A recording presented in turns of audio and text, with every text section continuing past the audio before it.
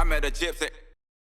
Do you have like basics of life? Like if you could write a book that would be like Justin Brayton's Life 101 basics, like what would be like your go-to that you've kind of figured out that works for yourself nowadays? I think the biggest thing with almost everything in life is communication between people or your spouse or your team or whatever it is.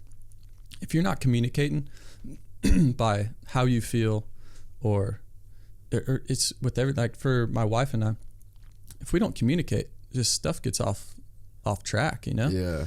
And I'm not one to communicate. That was my biggest struggle in the beginning was I'll just hold it in. Yeah. And then one day I might explode or I might just start acting a little different or whatever. So what do now, you reckon that was? I don't know. I really don't. I think it's just because I feel like I've done it myself in my way. Like I've gotten here by myself and I've never been one to rely on someone else for something because I didn't want. Are you a bit of a control freak, you reckon? Yeah, a little stuff? bit. Yeah, for sure. Yeah. Because I've never wanted to have to blame someone else. If it didn't work, I want to look myself in the mirror and like, it's because of you. Yeah.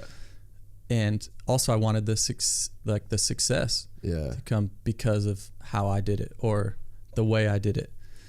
And like the trainer thing, like I trained, I've had a couple trainers, but not to the extent where they control everything, because I've never wanted to not get the results or not be in the shape that I think I needed to be in because of someone else. I struggle with that. I really do. Once again, it's not that difficult to be in good enough shape to do 20 laps on a motorcycle. It's just not. It's people overcomplicate it.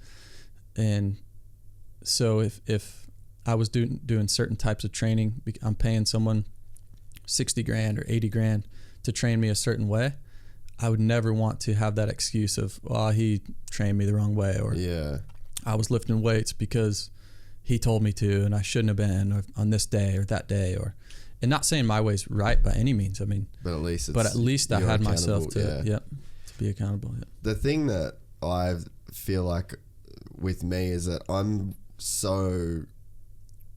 it's so much easier for me to be like really pissed off at myself than someone else. Yeah. So I think that's what like my control freak side of it. Like I'd rather grind myself into the ground, working than pass it off or whatever to somebody else. Yeah, because like, but for me, I think it was more like I just don't want to be mad at other people. Like I just found it way easier just to be mad at myself. Yeah. But then I feel like that comes with there's some baggage with that. Yeah, there's some baggage there when you get in a pattern of like being bummed on yourself, if that makes sense. Yeah. And with a lot of things in life, you have to learn to trust other people, right? And that's tough for me as well. It's tough for me to trust people. I think with, stuff that happened maybe in my childhood, I didn't want to trust anybody. So then I'd do it myself. I'd train myself. I'd take care of, literally just try and do everything myself. And I'll still find myself in that trap a little bit. Like, all right, well, if they're not going to do it the right way, then I'll just handle it myself and make sure it's done the right way. Even though I've got 15 other things to do today, I'll just try and get it all done. Yeah. And even whether it's racing stuff, away from racing, whether it's like just anything, I get that way. And I know it's a strength and a weakness though. So I have to balance it out. If you enjoyed this content, please like and subscribe. And to listen to the full 3-hour podcast, search Gypsy Tales in your favorite podcast platform or click the link in the description below.